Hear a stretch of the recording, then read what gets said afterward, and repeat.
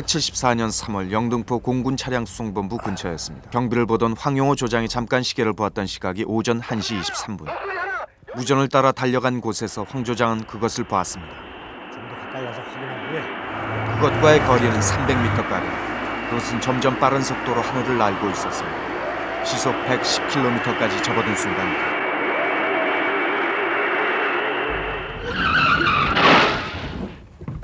논두렁에 박히며 정신을 잃었을 때 깨진 시계는 1시 56분을 가리키고 있었습니다. 당시 김포 공군기지 레이더에는 1시 19분에서 2시 4분까지 같은 장소에 괴 비행물체가 포착되었습니다. 우린 이따금 정체를 확인할 수 없는 비행물체를 봤다는 사람들의 얘기를 듣습니다. 우리는 그 정체를 확인할 수 없는 비행물체를 UFO라고 부릅니다. UFO와의 만남에는 4가지 단계가 있습니다. 첫 번째는 단순 목격입니다. UFO에 대한 관심이 시작된 것은 2차 대전 직후 1960년대에 이르러서는 목격자 수가 최대에 이르러 1년에 UFO를 봤다는 사례가 17,000건에 이르기도 했습니다. 세계에서 처음으로 UFO의 실제를 인정한 과학자는 독일의 로켓 권위자인 오베르트 박사. 그는 7만 건 이상의 자료를 분석한 결과 UFO의 실제를 의심할 수는 없다. 남은 일은 그 정체를 알아내는 것이다 라고 발표했습니다. 제2단계는 좀 더 가까운 거리에서의 얘기입니다. UFO가 착륙했다는 흔적들입니다. 이처럼 가까이 접근한 UFO에 의해서 매우 이상한 체험을 한 경우가 바로 2단계의 만남입니다. UFO의 근접으로 자동차의 엔진이 꺼졌다거나 아니면 UFO에서 나온 광선 때문에 두통, 무기력 상태, 심지어는 화상을 입었다는 주장도 있었습니다. 제3단계에 이르러 목격자들은 UFO를 타고 온 외계인들을 만나게 됩니다. 목격자들에 따르면 외계인들은 큰 머리에 큰 눈을 갖고 있기도 하고 물갈퀴가 달린 손을 갖고 있기도 합니다. 외계에서 날아온 어떤 생물체와의 만남. 그것은 이미 영화에서도 여러 차례 다루어졌던 20세기의 신종 꿈이기도 합니다. 4단계의 만남에선 좀 더 극적인 얘기가 됩니다. 외계인에 의해 우주선 안으로 납치되고 외과적인 수술을 받기도 하는데 그 직후 그 기억은 지워져서 최면술에 의해서만 단편적으로 알 수 있게 되는 것입니다. 심지어는 외계인의 아이를 낳았다는 보고도 있습니다. 우주선에 납치돼서 인공수정식의 수술을 당했다는 것입니다. 미국 오클라호마주에 사는 텔튼 부인은 그러한 외계인의 유전자 실험에 의해서 딸 모니카를 낳았다고 주장하고 있습니다. 제4단계의 체험을 한 목격자들의 경우 대부분 최면에 의해서 기억을 되살리게 되는데 그 최면 효과에 대해서는 또 다른 재미있는 보고가 있습니다. UFO를 본 적이 없는 보통 사람들에게 최면을 걸어서 UFO와의 만남을 물어보면 대부분 목격자들과 비슷한 얘기를 한다는 것입니다. 그러니까 이 최면 효과라는 것은 사람에게 사실을 말하게 하는 것이 아니라 자신이 사실이라고 믿고 있는 내용을 얘기하게 한다는 것입니다. UFO에 납치되었다. 거기서 납치된 다른 사람을 보았다라는 증언은 증언일 뿐 아무런 증거가 되지 않습니다. 그러나 UFO가 없다라는 증거 역시 없습니다. 1983년 11월 경부고속도로 평택 부근을 지나던 남궁옥분 씨와 같은 차의 일행 2명은 신기한 물체를 목격했습니다. 근데 그때는 이제 이미 11월이니까는 이렇게 다 추수한 다음이에요. 그래서 이렇게 연기가 그냥 이렇게 논마다 이렇게 연기 태우고 막 이러잖아요. 그래서 그런 건 줄 알았었어요. 그래서 이렇게 연기빛을 띄우는 건데 이렇게 그 형태가 변하지 않더라고요. 그래서 이상하다. 처음에는 그게 그 바둑알 이렇게 그 측면 그런 모습이었거든요. 10분 정도 아무튼 그 안팎일 거예요. 그 정도를 거기서 그러니까 그 연기 같은 거라는 느낌에서부터 제 머리에서 지나갈 때는 굉장히 큰 모습이었었어요. 벨기에에서 목격되었던 UFO입니다. 세 개의 발광체가 반짝이며 회전하는 이 UFO의 모양을 주의 깊게 봐주십시오. 1972년 12월 7일 달에 도착했던 아폴로 17호의 모선에서 떨어져 나가는 달 착륙선을 촬영한 모습입니다. 착륙선 옆에 반짝이는 것이 보이십니까? 당시 촬영된 우주 공간에는 벨기에에서 목격되었던 UFO와 같은 형태의 UFO가 지나가고 있었습니다. 아폴로 11호에 탑승했던 우주인들도 달의 분화구 위를 오가는 2개의 UFO를 목격했습니다.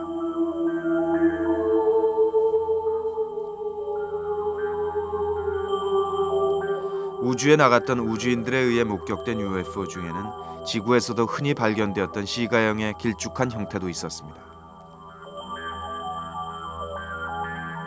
UFO를 연구하는 학자들은 UFO의 형태를 크게 2가지로 나누고 있습니다. 그 하나가 바로 이러한 형태의 시가형입니다. 다른 하나는 원반형으로 처음에는 노을 이렇게 비슷하게 생겨가지고요. 그렇게 관심 있게 보지 않았는데요. 자세하게 보니까 자꾸 물체가 날아가는 것 같더라고요. 파란 물덩이가 굉장히 큰 게 2개가 앞뒤에서 그냥 번쩍거리면서 날아오는데 딱 보는 순간 아 이건 비행기 아니라는 것을 내가 직감적으로 알고 카메라를 얼른 갖고 나왔어요. 그래가지고 이제 점점 거리를 좁히려고 따라갔는데 그게 목격 시간은 저녁 7시 35분경. 양가동 뒷산에서 학산 방향으로 사라진 괴비행 물체는 약 3초 간격으로 반짝이면서 고도 250m 상공을 날고 있었습니다.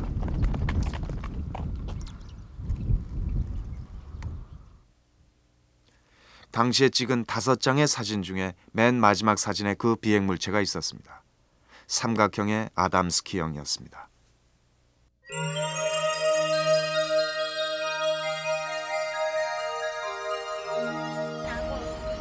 화원을 경영하는 마정하 씨는 우연히 하늘에 반짝이는 비행 물체를 발견 옆에 있는 배터리 가게로 달려갔습니다. 가잖아. 당시 목격자는 8명. 손님으로 와 있던 한준호 씨는 재빨리 비디오 카메라를 가져왔습니다. 가다 안 가다 그래 가잖아 지금. 저 UFO 같은데 저. 나는 풍선인 줄 알았다고요 맨 처음에.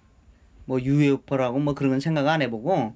카메라를 촬영을 하면서 그 구름의 진행 방향하고 정반대로 지나가고 또 나뭇잎이 흔들리는 그런 방향과는 반대로 진행을 했었고 그만한 위치에서 그만한 빛을 쫙 내면서 그 가기로는 어떤 풍선이나 기구가 힘들지 않겠는가. 절대 비행기라든지 그 삐라 같은 거 얘기했지만 공풍선 같은 거 그런 거 얘기를 했지만 절대 그런 물체라고는 생각지를 않아요. 이상하게 저건 저쪽으로 가네. 그죠? 이 바람이 어느 쪽 어디로 불죠 지금? 저 진행 방향으로 불어요? 바람은 이렇게 부는데 저건 저쪽으로 가네. 그죠? 바람이 지금 우측으로 있죠? 저쪽 움직이네요. 저건 좌측으로 가네. 사장이 형이란 말이야? 사장이? 저건 풍선이 아니에요 저. 무엇처럼 보이십니까? UFO 군단처럼 보이는 이것은 공기가 산을 오를 때 만들어진 구름의 일종입니다. 마치 UFO의 움직임처럼 이런 구름은 잠시 정지하기도 한다고 합니다. UFO가 착륙했던 흔적일까요? 이것은 식물에 기생하는 링 곰팡이입니다. 일정한 원을 그리며 번식하는 게 특징입니다. 작년 11월 일본의 운젠 상공에서 UFO로 보이는 물체가 카메라에 잡혔습니다. 2달 앞서 9월 멕시코 공군의 항공쇼에도 같은 모양의 UFO가 나타났었습니다. 캐나다의 퍼싱거 박사는 UFO 목격담 3,000건을 분석한 결과 화산이나 지진과의 관계를 밝혀냈습니다. 화산 폭발이나 지진이 일어날 때 그 압력 때문에 일정한 암석에서 전하를 띤 발광체가 발생한다는 것입니다. 앞서 본 일본이나 멕시코의 경우 UFO의 목격이 있기 얼마 전에 화산 활동이 있었습니다. 도깨비 불의 정체를 우리는 압니다. 인이 발생하면서 내는 그 불빛을 예전엔 도깨비 불이라고 불렀고 지금은 UFO라고 부를 수 있는 거죠. 한강 고수부지 위 하늘에서 발견한 빛나는 물체. 그것은 누군가 놓쳐버린 풍선일 수도 있습니다. 정보자유공개법에 따라 미국 정부의 UFO 비밀 조사 계획 서류의 일부가 공개되었습니다. 외계인의 시체 사진입니다. 1947년 로즈웰에 추락했던 UFO에서 외계인 시체 4구를 발견했다고 합니다. 시그마 계획이란 것도 있습니다. 미국 공군 정보부 고관과 외계인이 만나 모종의 대화를 나누었다는 내용입니다. 1950년에 작성된 핵무기의 사실이란 문서에는 거대한 비밀 지하기지에 대한 내용이 들어있습니다. 외계인과 공동 작업을 하기 위한 곳이라는 주장입니다. 1960년부터 오즈마 계획이 시작됐습니다. RS-15 천체 망원경을 이용 우주 어딘가에 있을 생명체를 향해 지구에 전파를 보내는 계획입니다. 대덕 천문 우주과학연구소에는 전파 망원경이 설치되어 있습니다. 그러나 이곳 수신기는 아직까지 별에서부터 오는 자연파 밖에는 잡아내지 못하고 있습니다. 1948년 한 공군 조종사가 UFO를 추격하다 추락한 사고가 있었습니다. 그 이후로도 비행기 조종사에 의한 UFO 목격은 계속됐습니다. 우리나라 팬텀 편대장이었던 이승배 당시 중령도 UFO 목격자입니다. 1989년 공군 대령으로 예편한 뒤에야 그 이야기를 털어놓은 이승배 씨는 전투 조종 시간 3,500시간이 넘는 베테랑 조종사입니다. 그가 UFO를 목격한 것은 1979년 3월 한미연합 팀 스피릿 훈련이 한창 진행되고 있을 때였습니다. 그날 주어진 저의 임무는 야간의 요격 훈련 임무였습니다. 동북 쪽에서 야간 요격 훈련을 끝내고 밤 9시경에 기지가 있는 남쪽으로 귀환을 하고 있는 중이었습니다. 멀리 기지가 가까움에 따라서 먼 하늘에 많은 별들이 비치는 사이에 아주 유난히 타는 듯이 반짝거리는 별 하나를 갖다가 발견했습니다. 거리가 약 15마일 정도로다가 접근이 되면서 정면에 있기 때문에 이제는 이 비행 물체 같으면 충돌 피해서 우리가 비행 경로를 바꿔야 되기 때문에 지상에 있는 레이더 관제소에다가 문의를 갖다 했습니다. 지상 레이더 관제소에서는 그러한 물체가 없다고 응신이 왔습니다. 처음에는 윤곽이 뚜렷지 않았으나 두 바퀴를 돌면서 보니까 이 형태가 이제 완전히 눈에 식별이 되는데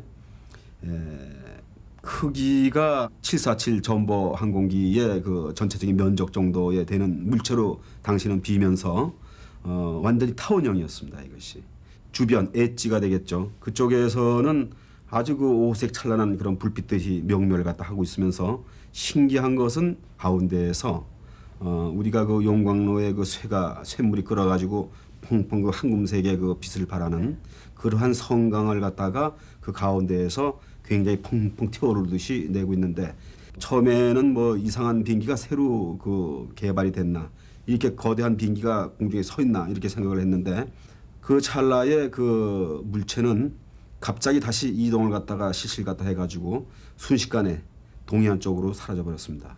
이 물체를 목격이 아닌 식별을 했기 때문에 UFO는 존재를 갖다가 한다라고 지금도 확신을 갖다 하고 있습니다. 그들이 본 것은 과연 무엇이었을까요? 하나하나 과학적으로 분석을 해보자면 그중 94%는 IFO, 확인된 비행물체로 판명이 날지 모릅니다. 그러나 적어도 6%는 도저히 확인할 수 없는 그 무엇으로 남을 것입니다. 미확인 비행물체를 우리는 UFO라고 부릅니다.